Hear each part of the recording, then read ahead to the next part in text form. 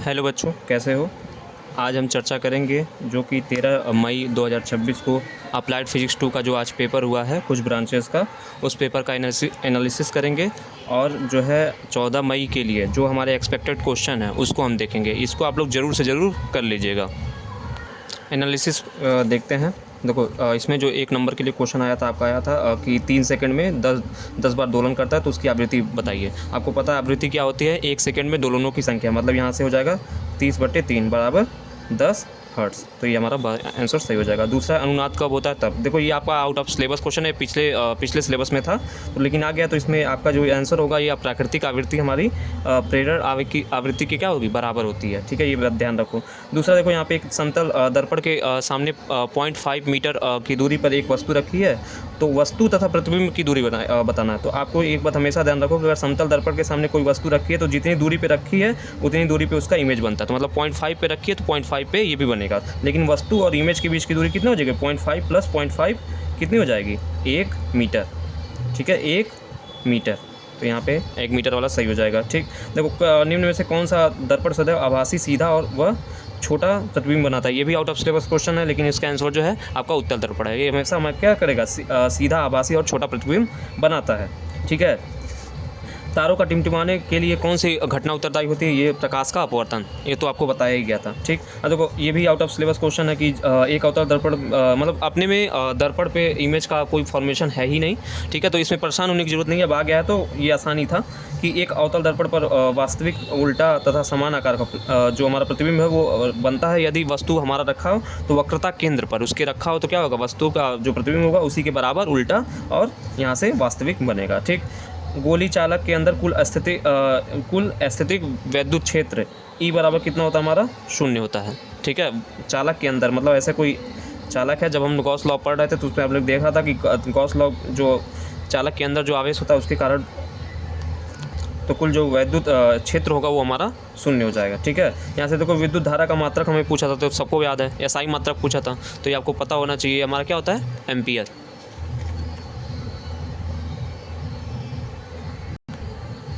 ठीक है, एम्पियर हो गया। रूबी लेजर को परिभाषित करना था तो रूबी लेजर हमारा कैसा लेजर है? हमारा एक क्या होता है? सॉलिड लेजर है और ये पहला बनाया गया लेजर था। इसमें एक्टिव मीडियम क्या होता है? ये सारी चीज़ें आपको लिखनी थी। ठीक है, 1 नंबर में था, थोड़ा सा ही लिखोगे तो भी काम चल जाएगा। ठीक है, अब देखो यहाँ से नेक्स्ट, फैराडे के नियम। फैराडे के जो दोनों नियम थे आप दोनों लिख सकते तो लिख दो, एक ही नंबर का है। तो फैराडे का जो इंड्यूस्ड ईएमएफ की वैल्यू होती है वही आपको लिखनी थी, ई बराबर -N/dy/dt। ठीक है, तो यही लिख देते तो भी। किरचॉफ के नियमों को लिखना था तो धारा का नियम और जो हमारा किरचॉफ केवीएल होता है, केसीएल होता है, ये दोनों लिखने थे। तो छोटा छोटा करके आप बस स्टेटमेंट उसका लिखना था।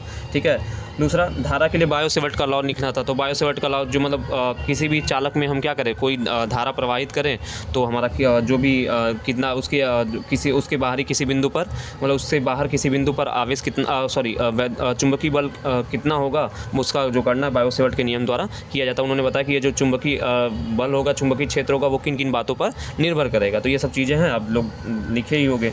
ठीक है, मतलब ये सारे क्वेश्चन आपको इंपॉर्टेंट बताए गए थे। ठीक है, सरल आवर्त गति SHM पूछा है, अपवर्तनांक को परिभाषित करिए। ठीक है, ये सब 1 नंबर वाले क्वेश्चन में आपके थे, आपको बताया भी गया। कूलाम का नियम लिखिए। ठीक है, तो ये भी हो गया। विशिष्ट चालकता, ये भी आप विशिष्ट चालकता का परिभाषा, तो ये सब आपको पता होगा कि जिस चालक की जो हमारी चालकता, उस चालक की चालकता जिसकी लंबाई हमारी 1 मीटर हो और अनुप्रस्थ काट का क्षेत्रफल भी क्या हो, 1 मीटर स्क्वायर हो, तो उसके चालकता को हम क्या बोलते हैं? विशिष्ट चालकता बोलते हैं। अब देखो नेक्स्ट में आपका विशिष्ट प्रतिरोध पूछ सकता है। ठीक है, तो ये भी ध्यान रखना। ठीक है, उदाहरण के साथ अर्धचालक को, सेमीकंडक्टर को डिफाइन करना था और उसका एक एग्जाम्पल देना था। दूसरा, यहाँ से देखो कि चिकित्सा में प्रकाशिक तंतु का उपयोग लिखना था। ठीक है, तो आप लोग को पता होगा एंडोस्कोपी जो होता है वो हमें जो हमारा ऑप्टिकल फाइबर वहाँ पे यूज होता है। अब देखो अनुप्रस्थ तथा अनुदैर्ध्य गति को उदाहरण के साथ परिभाषित करना था। ये भी आपको इंपॉर्टेंट क्वेश्चन में ये बताया गया था। ठीक है, कि ट्रांसवर्स और लॉन्गिट्यूडनल वेव्स को उसके एग्जाम्पल के साथ परिभाषित करना। देखो क्रांतिक कोण और पूर्ण आंतरिक परावर्तन में इसकी उपयोगिता लिखनी थी, तो ये भी आपको बताया गया क्वेश्चन है। समांतर प्लेट संधारित्र का कार्य सिद्धांत और कार्य सिद्धांत को लिखना था, तो ये भी आपको बताया गया था कि समांतर प्लेट संधारित्र उसका कैसे कार्य, उसका वर्किंग प्रिंसिपल क्या होता है। ठीक है, बिंदु आवेश के कारण वैद्युत क्षेत्र को परिभाषित करना। ठीक है, तो ई को परिभाषित करना था। जो वैद्युत क्षेत्र ई होता है वो हमारा क्या होता है? ई बराबर F/, क्यू नॉट, ठीक है। ठीक है, तो यही हमको क्या करना था, परिभाषित करना था कि उसके बाद फिर ये हो गया हमारा। देखो नेक्स्ट हमको दिया है प्रतिरोधों की श्रेणी और समांतर संयोजन की व्याख्या कीजिए। 2.5 नंबर का क्वेश्चन था, तो श्रेणी क्रम के लिए आपको वही थोड़ा सा लिखना था कि अगर 3 प्रतिरोध हमारे श्रेणी क्रम में हैं तो उसका एक डायग्राम बना देते हैं आप। आर एस बराबर लिख देते हैं R1 plus R2 plus R3, और फिर उसके बाद ऐसे समांतर क्रम का एक डायग्राम छोटा सा बना देते हैं। 1/RP बराबर आपको लिख देना था 1/R1 plus 1/R2 plus 1/R3। आपकी मर्जी थी, आप 2 प्रतिरोधों के लिए भी किए होगे तो भी ठीक है, ठीक है, उसमें कोई दिक्कत की बात नहीं है। यहाँ से देखो कुचालक और चालक को उदाहरण के साथ समझाना था। तो कुचालक क्या होता है, मतलब जिनमें जो एनर्जी बैंड हैं उनके, जो हमारे वैलेंस बैंड और जो हमारे कंडक्शन बैंड होते हैं उनके बीच का जो एनर्जी गैप होता है वो 3 इलेक्ट्रॉन वोल्ट से ज़्यादा का होता है, और इसमें कोई भी, मतलब इसमें विद्युत धारा का चालन नहीं हो सकता, ठीक है। तो इसको हम कुचालक कहते हैं। ऐसे ही चालक है जिसमें विद्युत धारा का चालन आसानी से हो जाए, उसका एग्जांपल लिखना था, ठीक है। तो कुचालक के लिए लकड़ी, ग्लास ये सब हो गया। चालक के लिए हमारा कॉपर हो गया, एल्युमिनियम हो गया, ये सारी चीज़ें हो गई। अर्धचालक डायोड की कुछ उपयोगिता लिखनी थी, तो लॉजिक गेट्स कुछ उपयोगिता अपने हिसाब से लिख दो कि लॉजिक गेट्स का जो हमारा जो हम कंस्ट्रक्शन करते हैं, जो बेसिक लॉजिक गेट्स हैं उसमें डायोड यूज़ करते हैं। दूसरा आप ये लिख सकते हो कि जो रेक्टिफायर होता है, दृष्टकारी होता है, उसमें इसका उपयोग किया जाता है। अब देखो यहाँ से उत्तेजित एक्साइटेड स्टेट और मूल ग्राउंड स्टेट को समझाना था, तो इस बार के लिए आप मेटा स्टेबल स्टेट जरूर पढ़ के जाना, ठीक है। लेजर और उसके गुणों को, तो लेजर क्या है और उसके जो प्रॉपर्टीज़ हैं वो क्या, मतलब ये हाईली कोहेरेंट होता है, ये आपका जो मोनोक्रोमेटिक होता है, ठीक है। वो क्या होता है, बहुत ज़्यादा सघन होता है, ठीक है। ये लंबी दूरी तक तय चल सकता है, ठीक है। तो ये सारी चीज़ें इसमें लिखनी थी। अब देखो 5 नंबर के सवाल जो आपको इंपॉर्टेंट क्वेश्चन में बताया गया था, जो भी 5 नंबर का क्वेश्चन आपको दिया गया था, पिछले PDF आपको शॉर्ट्स के माध्यम से भी दिए गए थे और आपके ग्रुप वगैरह में भेजा गया था, उसमें आप देख लो वही क्वेश्चन आए हैं। चुंबकीय बल रेखाओं को परिभाषित कीजिए, उसके गुणों को लिखिए, ठीक है। इलेक्ट्रिक फील्ड लाइंस को परिभाषित करना था, उसके गुणों को लिखना था। दूसरा प्रकाश के तरंगी और ड्यूअल नेचर ऑफ लाइट, ये भी बताया गया था, ये भी आपको पूरा व्याख्या करना था। मीटर ब्रिज, ये भी आपको क्वेश्चन इंपॉर्टेंट बताया गया था। वैद्युत विभव और वैद्युत विभवांतर, ये तो आसान सा है कि आपको दोनों डिफिनेशन लिखना था और उनके बीच में अंतर थोड़ा सा लिख सकते थे, ठीक है। थोड़ा डायग्राम के थ्रू आप बना सकते थे। 5 नंबर में है तो थोड़ा हमको ज़्यादा ही लिखना था, ठीक है। गैल्वेनोमीटर को एमीटर तथा वोल्टमीटर में कैसे परिवर्तित करते हैं इसकी व्याख्या करना था, ठीक है। तो एमीटर में परिवर्तित करने के लिए हम लो रेजिस्टेंस का एक शंट जो है वो लगाते हैं जो हमारा गैल्वेनोमीटर है उसके पैरेलल में, और इसमें जो हमारा है अगर वोल्टमीटर में हमको परिवर्तित करना है तो उसमें हम क्या करते हैं, सीरीज में उसके गैल्वेनोमीटर के सीरीज में एक हाई रेजिस्टेंस उपयोग करते हैं, और इसका हमने डायग्राम वगैरह के साथ इसकी व्याख्या भी किया था। तो अगर आप पढ़ के गए होगे तो आसानी से लिख लिए होगे, और इसको इंपॉर्टेंट क्वेश्चन में भी बताया गया था। और देखो P टाइप और N टाइप जो सेमीकंडक्टर उसके बारे में लिखना था हमें। तो ये आज के पेपर का एनालिसिस है, ठीक है। चूँकि बहुत ज़्यादा टाइम नहीं है, जो भी 14 तारीख को पेपर है आप लोग का, तो ज़्यादा टाइम इसमें नहीं ले रहे हैं, ठीक है। इसको फिर कभी देखेंगे उस पेपर के साथ भी, ठीक है। अब हम देखते हैं जो हमारा एक्सपेक्टेड क्वेश्चन है कल के लिए 14 तारीख के लिए, वो क्या क्या हो सकता है। देखो आप लोग अल्ट्रासोनिक अभी नहीं पूछा है तो अल्ट्रासोनिक जरूर पढ़ के जाना, डिस्प्लेसमेंट इक्वेशन, SHM और उसकी प्रॉपर्टीज़ जरूर देख के जाना। मतलब SHM में जो आपका वेव जो हमारा इक्वेशन आता है, डिस्प्लेसमेंट इक्वेशन, वेलोसिटी का इक्वेशन, एक्सेलरेशन का इक्वेशन और आपका एनर्जी का इक्वेशन, ठीक है, टोटल एनर्जी का इक्वेशन, वो सब आप देख लीजिएगा, ठीक है। अब देखो जो नेक्स्ट है, इसमें अभी रिफ्लेक्शन और रिफ्रैक्शन नहीं पूछा था, परावर्तन और अपवर्तन नहीं पूछा था इस पेपर में। तो इस पेपर नेक्स्ट जो पेपर है उसमें आ सकता है कि जो हमारा परावर्तन क्या होता है प्रकाश का और अपवर्तन क्या होता है, और जब भी ये आएगा आप डायग्राम बना के ही आना, ठीक है बाबू। तो नेक्स्ट है हमारा डायग्राम के साथ ही आपको बनाना है।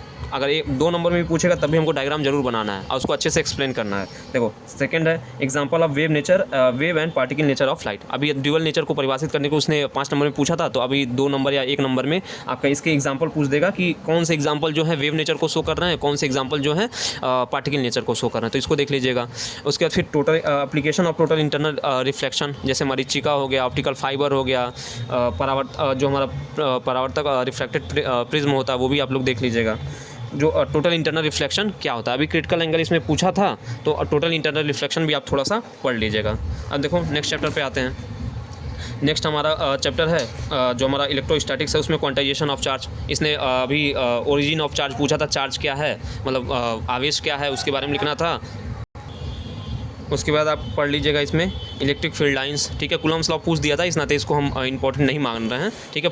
पढ़ भी लीजिएगा, कूलम्स लॉ तो आप लोग पढ़े ही होंगे, ठीक है। Electric field lines, Gauss law, ये आप मान के चलो आपको 100% ये पूछेगा ये, क्योंकि इस पेपर में नहीं पूछा था 13 तारीख वाले में। इलेक्ट्रिक फ्लक्स क्या होता है उसकी यूनिट देख लेना।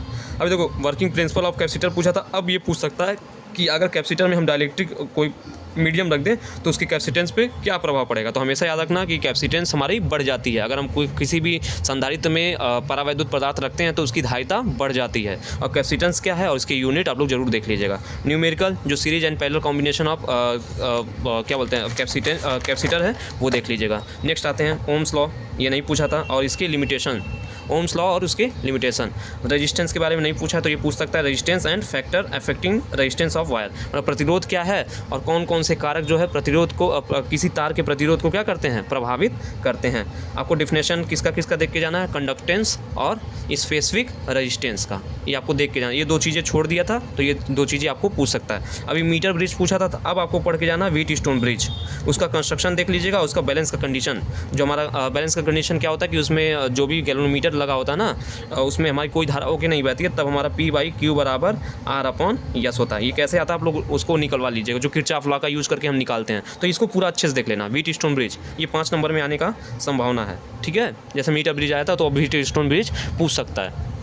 नेक्स्ट आते हैं बायो सेवर्ट लॉ, ठीक है। ये अभी भी इंपॉर्टेंट बना हुआ है इस 5 नंबर के लिए कि इसका प्रूफ पूछ देगा कि जो हमारा बायो सेवर्ट लॉ क्या है, इसको व्याख्या करिए, इसको पढ़ लीजिएगा। मैग्नेटिक फील्ड क्या होती है, ठीक है। जो हमारा चुंबकीय क्षेत्र होता है वो क्या होता है। लॉरेंज फोर्स क्या होता है, फैराडे लॉ। फैराडे लॉ अभी भी इंपॉर्टेंट है क्योंकि वो 1 नंबर में पूछा है तो 5 नंबर में आने की पूरी संभावना है। अच्छा, यहाँ पे देख लो, शायद हमसे ये KVL और KCL छूट गया है, तो KVL और KCL आप लोग जरूर पढ़ लीजिएगा, ठीक है। हो सकता है 1-2 नंबर में केवल एक ही पूछ दें, तो अभी भी ये इंपॉर्टेंट है इसके लिए, ठीक। नेक्स्ट आते हैं हम सेमीकंडक्टर में, ठीक है। इसमें कई चीज़ें पूछ दिया है तो इसमें देख लीजिएगा डिफिनेशन ऑफ सेमीकंडक्टर, ठीक है। तो ये तो अब इसमें भी आया था तो अभी भी इंपॉर्टेंट है, ठीक है। सेमीकंडक्टर, इसके उदाहरण क्या होते हैं, सिलिकॉन और जर्मेनियम, ठीक है। अब इंट्रिंसिक और एक्सट्रिंसिक सेमीकंडक्टर, मतलब शुद्ध और जो हमारा बाह्य अर्धचालक होता है वो क्या होता है, ठीक है, उसको देख लीजिएगा।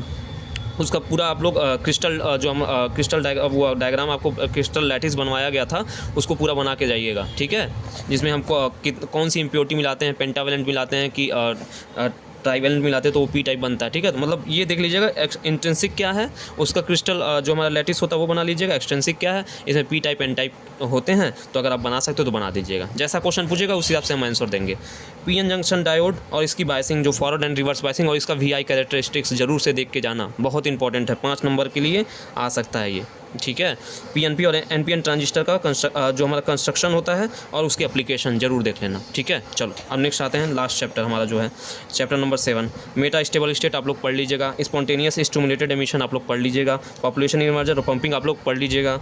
रूबी लेजर और हीलियम नियॉन लेजर, ये 5 नंबर का क्वेश्चन अभी भी बना हुआ है, ठीक है। ये अभी इसमें केवल 1 नंबर में रूबी लेजर पूछा था, तो ये मान के चलो हीलियम नियॉन लेजर और रूबी लेजर में से कोई भी आ सकता है 5 नंबर के लिए।